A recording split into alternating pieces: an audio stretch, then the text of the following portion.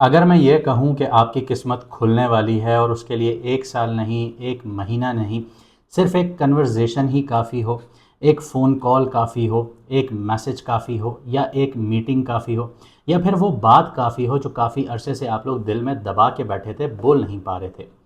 तो ये कहना गलत बिल्कुल भी नहीं होगा क्योंकि 15 जून 2026 को सन ट्रांज़िट कर रहा है जेमिनी में। जेमिनी जो राशि है, ये कम्युनिकेशन की राशि है, एडॉप्टेबिलिटी की राशि है।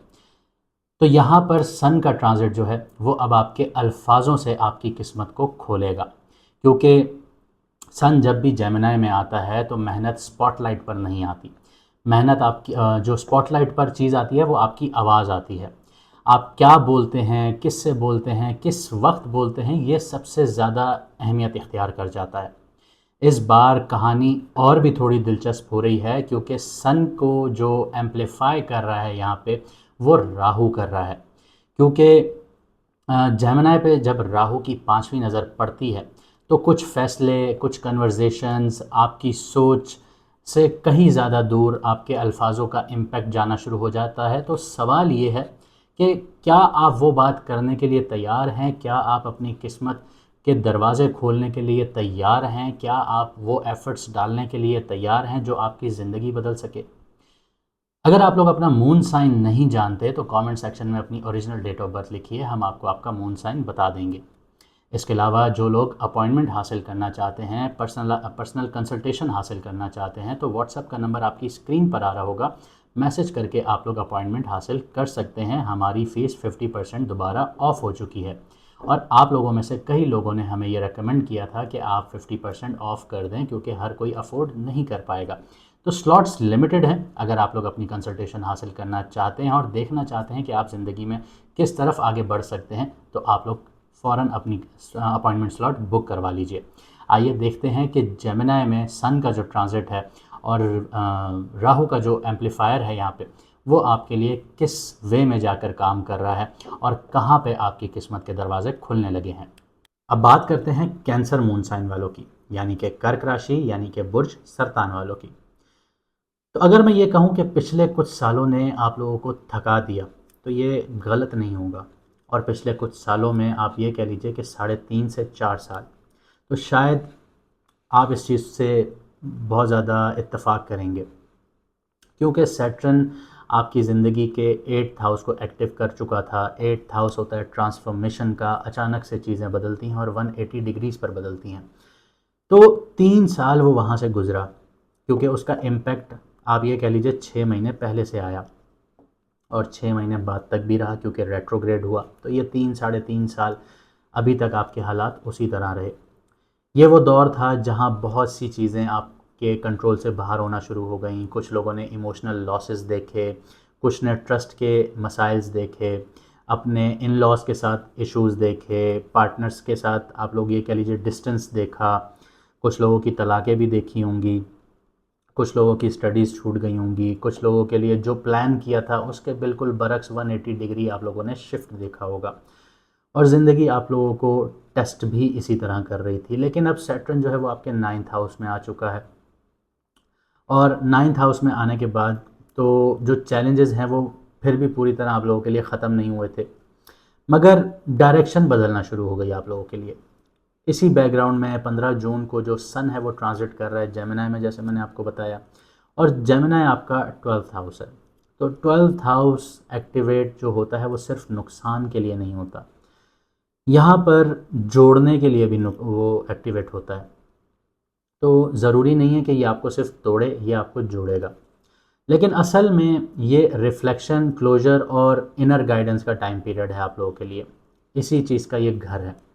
और मुझे ये लगता है कि जो जून का दूसरा हिस्सा है आप लोगों के लिए, ये सबसे अहम कन्वर्सेशन किसी और से नहीं, आप लोगों को ख़ुद से करनी पड़ेगी।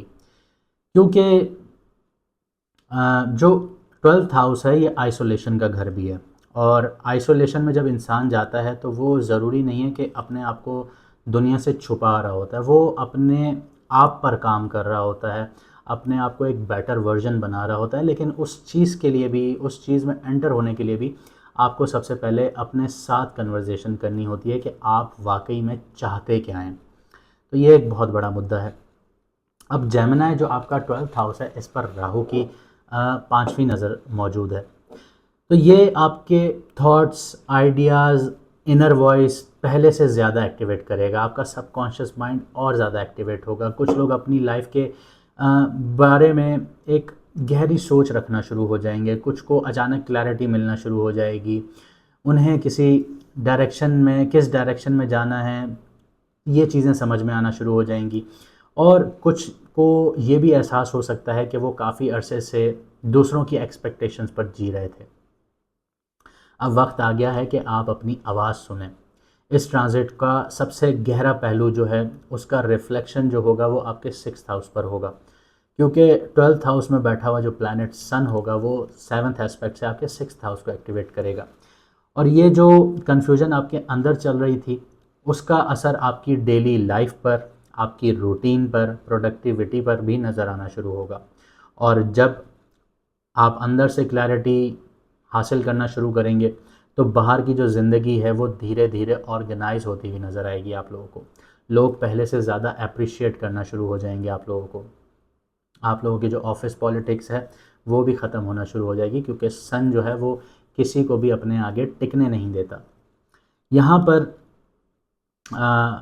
आप में मैं ये कहूँगा कि बहुत से लोगों को पुराने इमोशनल चैप्टर्स क्लोज़ करने की ज़रूरत है, और आप लोग उस चीज़ के लिए तैयार हो जाइए, क्योंकि अगर आप लोग ये क्लोज़ नहीं करेंगे तो ये वो वक्त जो है आप लोग अपने हाथ से निकाल देंगे और ये फिर आपके लिए बहुत डैमेजिंग हो जाएगा।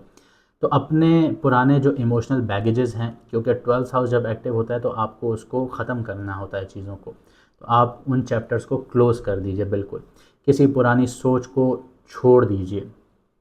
ज़रूरी नहीं है कि वो आपके लिए बहुत ज़्यादा फ़ायदेमंद है। अब इसकी एक बड़ी मिसाल है कि अब मेरे कुछ जानने वाले भी हैं, दोस्त भी हैं, देखते हैं तो वो बाद में बोलते हैं कि आप हमारे बारे में बात करें, मैं आपके बारे में बात नहीं कर रहा। असल में बात यह है कि जब तक किसी भी चीज़ का आप इमोशनल बैगेज कैरी करते रहेंगे तो वो आपको ज़िंदगी में सिर्फ दुख और तकलीफ़ के अलावा कुछ भी नहीं देगा। तो इस चीज़ को 12th हाउस में ही आपको दफ़न करना होगा, लेट गो करना होगा, क्योंकि 12th हाउस जो है वो लेट गो का है। और जब आप लेट गो करेंगे तो यहाँ पर आप आज़ाद होंगे। और ये फिर फिर ये कह लीजिए कि किसी ऐसे रास्ते को एक्सेप्ट कर लीजिए जहाँ जिसे पहले इग्नोर कर रहे थे आप लोग, क्योंकि जून 2026 जो है ये आपके लिए बहुत खूबसूरत सेकंड हाफ स्टार्ट करेगा। आप भटक रहे थे, अगर आप कहते हैं कि आप लोग भटक रहे थे तो ये कह लीजिए कि आप भटक नहीं रहे थे, आप सीख रहे थे। और अब जो ज़िंदगी धीरे धीरे आपको उस डायरेक्शन की तरफ लेकर जा रही है जहाँ आपको जाना चाहिए था, तो आप लोग भटक नहीं रहे थे, आप लोग सीख रहे थे। और जब इंसान चोट खाता है तो बहुत कुछ सीखता है। कभी कभी सबसे बड़ी कामयाबी जो होती है वो ये सिर्फ दुनिया को इम्प्रेस करना नहीं होती, क्योंकि जब तक आप ख़ुद को नहीं समझते, ख़ुद से सेटिस्फाई नहीं होते, तो आप लोग कोई भी कामयाबी हासिल कर लें आपको वो बहुत छोटी लगेगी। तो ख़ुद से सेटिस्फेक्शन हासिल करें। आपके काम हो गए, कारोबार हो गए, बिज़नेस हो गए, सर्विस सेक्टर्स हो गए, वहाँ पे बहुत ज़्यादा आप लोग ऊपर उठना शुरू होंगे, एलिवेट होना शुरू होंगे। किसी भी सर्विस इंडस्ट्रीज़ में हैं, मेडिकल फील्ड्स में हैं, तो यहाँ पर आप लोगों के लिए बहुत ज़्यादा ग्रोथ होना शुरू होगी जब आप ख़ुद को पहचानना शुरू करेंगे। ख़ुद को आप ये कह लीजिए कि अपनी सेल्फ वर्थ बनाना शुरू करेंगे। और शायद जून का जो दूसरा हिस्सा है ये आपकी इसी जो कामयाबी है इसकी तरफ आपको लेकर जाना चाह रहा है। तो अपने ऊपर फोकस कीजिए, इमोशनल बैगेजेस को छोड़िए। एक्सपेंसेस हो सकते हैं इस टाइम पीरियड में, लेकिन बात यही है कि आपका करियर संवर जाए, आपकी ज़िंदगी संवर जाए, इससे ज़्यादा और आपको क्या चाहिए। उम्मीद करता हूँ आपको वीडियो पसंद आई होगी, और अगर आपको हमारी मेहनत पसंद आती है तो वीडियो को लाइक ज़रूर किया कीजिए और कमेंट सेक्शन में अपनी राय ज़रूर दिया कीजिए। अपने दोस्तों के साथ भी शेयर किया कीजिए ताकि उनको भी लाइफ की डायरेक्शंस हासिल करने में आसानियाँ हों। मुझे दीजिए यहाँ से इजाज़त, मिलते हैं अगली वीडियो में सितारों के सफ़र पर।